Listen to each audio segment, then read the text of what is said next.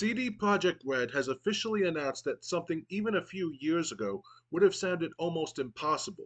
The Witcher 4, 5, and 6, a complete new Witcher trilogy, will all release within a 6-year period. This is the most ambitious roadmap in the history of the franchise, and considering how long fans have waited between major Witcher releases, it almost feels surreal. But this announcement isn't just CD Projekt Red hyping up the future. It represents a massive shift in how the studio plans to create games, manage development teams, and approach long term storytelling. Today, we're breaking down exactly what this means, why it's such a bold strategy, and how the 6-year trilogy plan could fundamentally change the future of AAA RPGs. To understand why this announcement is such a big deal, you have to look at CD Projekt Red's history. The company is famous for creating huge immersive RPGs that take time, a lot of time, to develop. The Witcher 3 itself took over 3.5 years to build after The Witcher 2, and that's not even counting expansions like Blood and Wine, which felt like full games in their own right.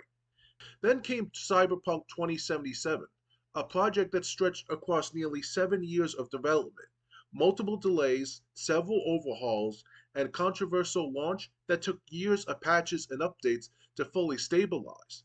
In short, CD Projekt Red has never been known for moving quickly. They've been known for swinging big. This is what makes the idea of releasing 3 new Witcher games in a 6-year window so extraordinary. If The Witcher 4 launches, say, in 2027, that means The Witcher 5 and The Witcher 6 would also have to come out before 2033. That's roughly one Witcher game every 2 to 3 years, a development cycle that sounds more like an annualized franchise than the studio that made one of the most carefully crafted RPGs of all time.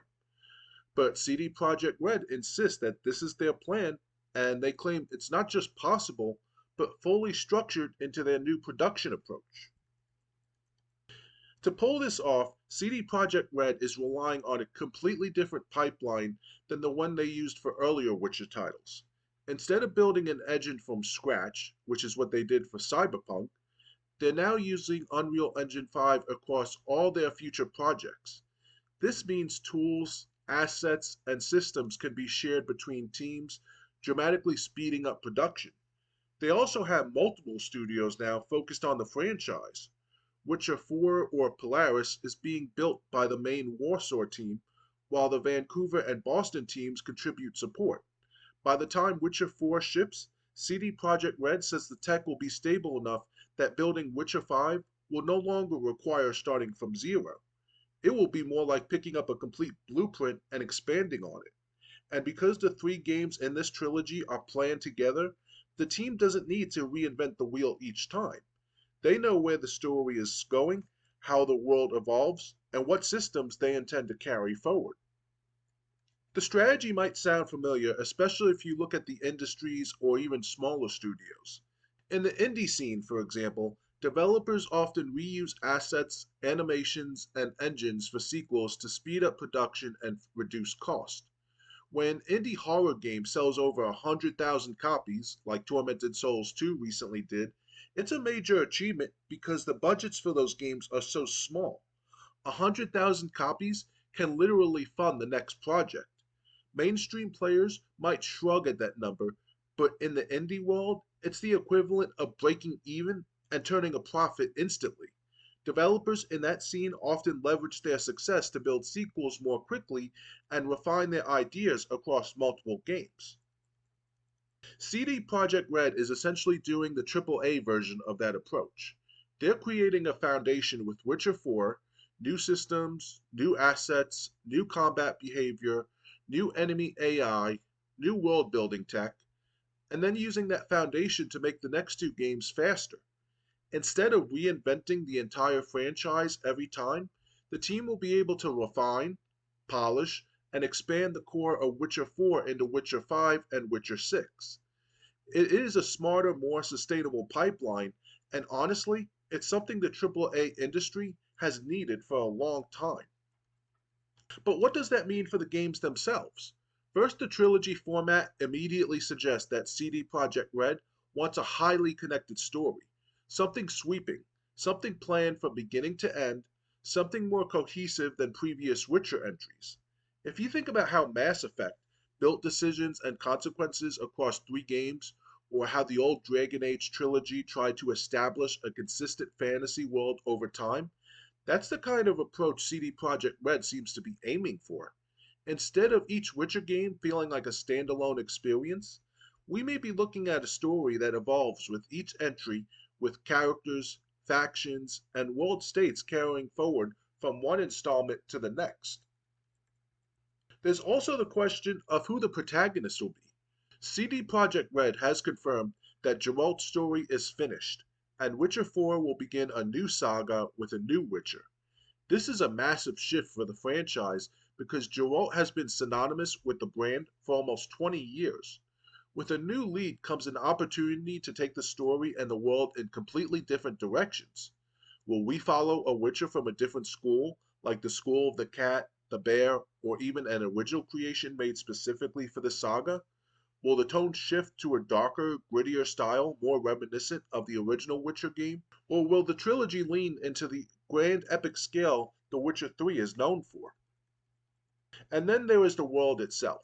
With Unreal Engine 5, CD Projekt Red can build an open world that feels alive in ways the old Red engine simply couldn't handle. Imagine forest where every tree responds to physics, swamps filled with dynamic fog, or castle interiors lit entirely with real time global illumination. The scale and density of the world could evolve with each installment, giving players a reason to revisit familiar regions and see how they've changed over the years. This kind of world progression is something fans have wanted for a long time, and with a trilogy releasing so closely together, it becomes much more feasible. Of course, announcing a 6 year release plan doesn't automatically guarantee success. CD Projekt Red is coming off the rocky launch of Cyberpunk 2077, and they've spent years rebuilding their reputation. The Phantom Liberty expansion proved they could still deliver incredible storytelling and world building, but the pressure is higher now than ever. Fans expect quality, depth, and polish, and they won't accept cut corners. The studio needs to balance speed with care, especially considering how many players have been burned by the Cyberpunk launch. But at the same time, the studio has learned hard lessons from that experience. They're invested heavily in hiring new leadership, expanding their engineering teams, and restructuring production pipelines to ensure smoother development. This 6 year Witcher plan isn't just about making games quickly, it's about making games efficiently, using modern tools, consistent framework, and shared tech. If CD Projekt Red can pull this off, it could be a turning point not just for the Witcher franchise, but for AAA game development as a whole.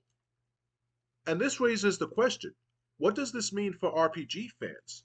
Well, it means we won't have to wait nearly a decade between Witcher releases anymore.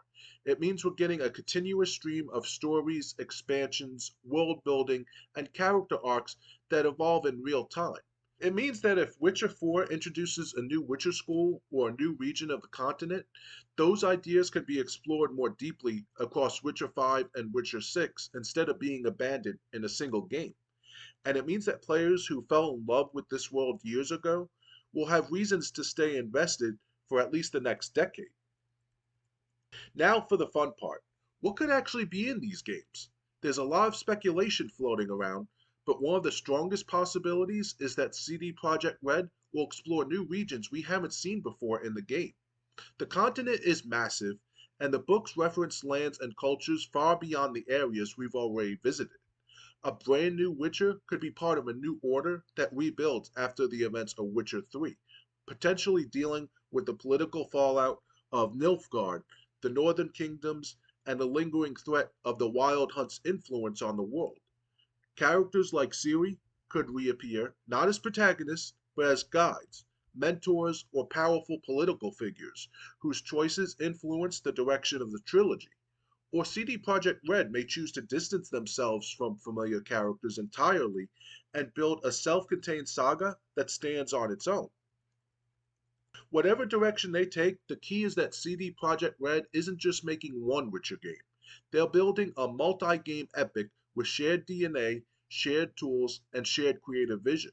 And that makes the 6 year plan one of the most fascinating industry stories right now. It's ambitious, it's bold, it's risky, and it's going to shape the future of how AAA RPGs get made.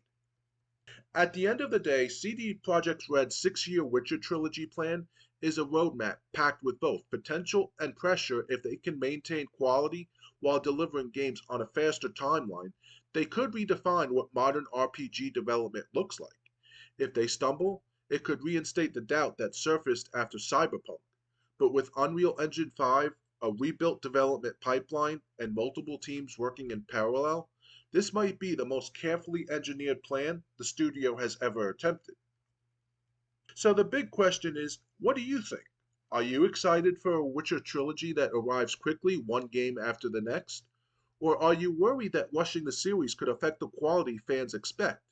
Let me know down in the comments. And if you enjoyed this deep dive, make sure to hit the like button, subscribe, and ring the notification bell for more in depth gaming commentary. And as always, game on.